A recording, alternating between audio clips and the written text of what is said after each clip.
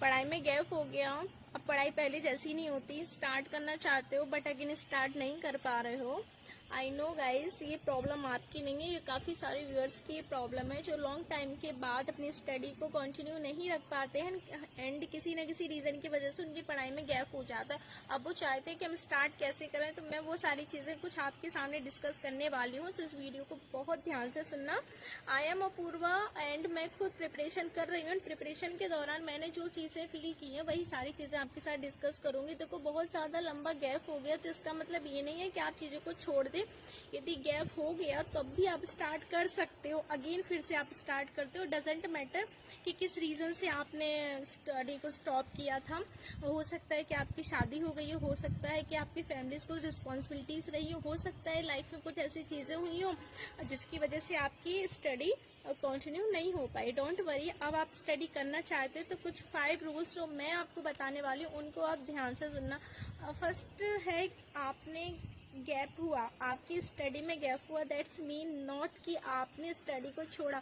अभी भी आप स्टडी कर सकते हो। तो सबसे पहले स्टडी करने से पहले आप अपने मन में ये चीज सोच लो कि मैंने कुछ टाइम के लिए गैप लिया था, मैंने छोड़ा नहीं था। क्योंकि कुछ करने से पहले आपको अपने दिमाग को ये सिग्नल देना होगा कि हमने स्टॉप नहीं किए, हमने कुछ टाइम के लिए ब्रेक लिया है, राइट। जिससे दिमाग को ये मिलेगा कि हाँ, मैंने क्या है ना, छोड़ा नहीं है, बस कुछ टाइम के लिए ब्रेक लिया था मैंने।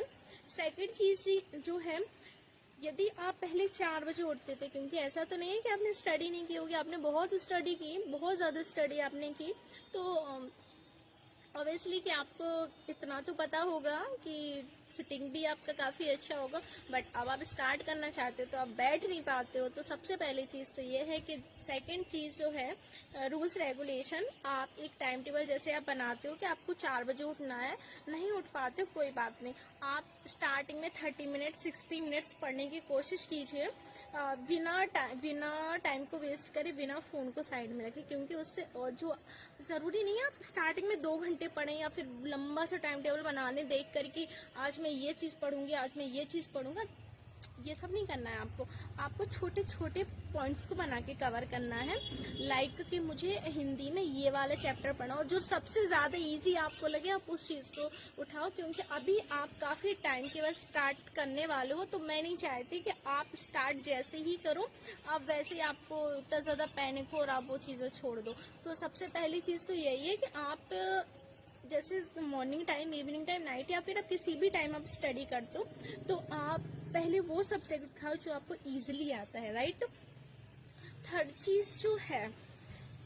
चीज जो है कि सबसे पहले ये मत सोचो कि मैं आज इतना पढ़ना है और मैं इतना पढ़ ही लूंगी या पढ़ ही लूंगा। आप छोटे छोटे 30 मिनट 40 मिनट इस तरीके के कुछ पॉइंट्स बनाइए और अपने जैसे हम कोई भी काम करते हैं तो एक प्लानिंग के साथ करते हैं कि पहले हम ये करेंगे या फिर हमें कहीं जाना हो तो फिर हम सोचते हैं कि पहले मैं यहाँ जाऊंगी, इसके बाद में ये वाला वर्क करूंगी। उसी तरीके से आप ये सोच लीजिए कि मुझे आज इंग्लिश में ये चीज पढ़नी है और हिंदी में मुझे ये पढ़ना। एकदम से चीजों को लेंथी खींचिए मत, क्योंकि आप नहीं कर पाएंगे। अभी आप फिर जो आपका जो डिस्टेंस था, जो आपका गैप था, आप अब उसको स्टार्ट करना चाहते हो तो पेनफुल से नहीं, हैप्पीनेस के साथ कि आपको भी उसमें मजा आए, ये सारी चीजें।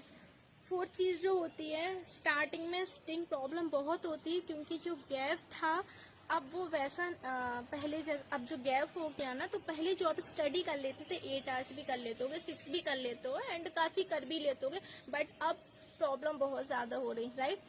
कोशिश करो थोड़ा थोड़ा बैठने की, ऐसे कि आपने कोई भी टॉपिक पढ़ा, आपने उसको रिवाइज किया, कुछ उसके क्वेश्चन लगाए कि आपको खुद अच्छा लगे, मतलब उस चीज में इंटरेस्ट आए आपको। लाइक किसी टॉपिक को पढ़ो तो ऑडियो सुन के पढ़ लो, ऐसे कि आपको भी थोड़ा सा सिटिंग बनाना है कि आप बैठ पाओ और अपनी स्टडी को कर पाओ। देखो और फिफ्थ जो सबसे लास्ट एंड सबसे इम्पोर्टेंट चीज है, बिलीव, सेल्फ बिलीव। खुद पर विश्वास रखो कि गैप का मतलब छोड़ना नहीं होता, गैप का मतलब स्टॉप होना नहीं होता, गैप का मतलब कि बस हमने किसी रीजन की वजह से खुद खुद को थोड़ा सा रेस्ट दिया था एंड अब हम क्या करेंगे, फिर से स्टार्ट करेंगे चीज़ों को एंड अगेन हम बहुत ज़्यादा बेटर करेंगे, राइट। तो ये मत सोचकर मत स्किप करो कि अब बहुत टाइम हो चुका और अब मैं नहीं कर पाऊंगी या नहीं कर पाऊंगा। दैट्स, ये सिर्फ क्या होते हैं, ये हमारे माइंड के एथिक्स होते हैं जो हम सोच लेते हैं कि मैंने बहुत टाइम से स्टडी नहीं की और अब मुझसे नहीं होगा, मैं ये चीज़ें नहीं कर पाऊंगी। तो ऐसा कुछ नहीं है, आप यदि सोचोगे तो आप कर सकते हो, डेफिनेटली आप कर सकते हो।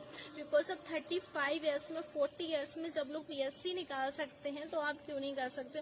देखो, आपने किसी रीजन की वजह से छोड़ा था, किसी रीजन की वजह से आपका गैप हुआ था, वो रीजन कुछ भी हो सकता है। हमारी पर्सनल लाइफ में तो कोई भी रीजन हो सकता है, कुछ ऐसी सिचुएशन होंगे जिस वजह से वो चीज़ हमें स्किप करनी पड़ी गई, बट इसका मतलब ये नहीं है कि अब वो स्किप हो गई तो वो स्टॉप हो गई। आप फिर से अगेन स्टार्ट कीजिए एंड मैं तो यही कहूँगी कि देखो, यदि आपका कोई ड्रीम है और सीरियस हो, आप अपनी लाइफ के अपने करियर को लेकर बहुत ज़्यादा पजेसिव हो, तो मैं तो ये कहूँगी कि डजेंट मैटर कितना गैप हुआ, क्या आपकी एज है, क्या आपका बैकग्राउंड है, आप अभी भी स्टार्ट कर सकते हो चीज़ों को एंड बहुत स्मूथली। मुझे लगता है कि जब मैं कर सकती हूँ, मैं खुद भी मैरिड हूँ एंड मेरी फैमिली भी है एंड बेटी भी है, जब मैं कर सकती हूँ एंड मैं जॉब भी करती हूँ, तो जब मैं कर सकती हूँ तो फिर आप क्यों नहीं कर सकते।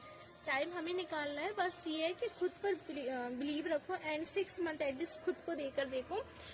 कुछ ना भी होगा ना तो भी बहुत कुछ होगा, ये सोचकर मत करो कि नहीं होगा तो क्या होगा। पहली चीज तो माइंड को पॉजिटिव रखो कि मैं इतना पढ़ रही हूँ और डेफिनेटली कहीं ना कहीं तो मेरा हो जाएगा। और एक जो माइंड कहते हैं ना कि आपका जो पर्पस है, जो एक ड्रीम है, जो आप चाहते हो, एक चीज को लेकर फोकस करो, क्योंकि 10 जगह फोकस करने से कुछ नहीं होता है, सिर्फ टाइम वेस्ट होगा। एक जगह फोकस कर तैयारी करो और डेफिनेटली आप सक्सेस हो जाओगे। तो यही था मेरे बताने का, जो मुझे आपको बताना था कि लॉन्ग टाइम का गैप हो गया, तो डोंट वरी, आप पढ़ाई को कंटिन्यू करो। Okay, so thanks for watching and अच्छा लगे तो please like, comment, share and subscribe जरूर करना। एंड हाँ, आप सबके इतने प्यारे प्यारे कमेंट्स आते हैं उसके लिए तहे दिल से धन्यवाद। एंड यदि इस कमेंट में आपको कोई भी रिलेटेबल चीज़ लगी हो तो प्लीज़ कमेंट सेक्शन में ज़रूर लिखना। आई वेट, क्योंकि मुझे आपके कमेंट्स पढ़ना बहुत अच्छा लगता है एंड मैं कोशिश करूँगी कि उनके रिप्लाई दूँ। Thank you.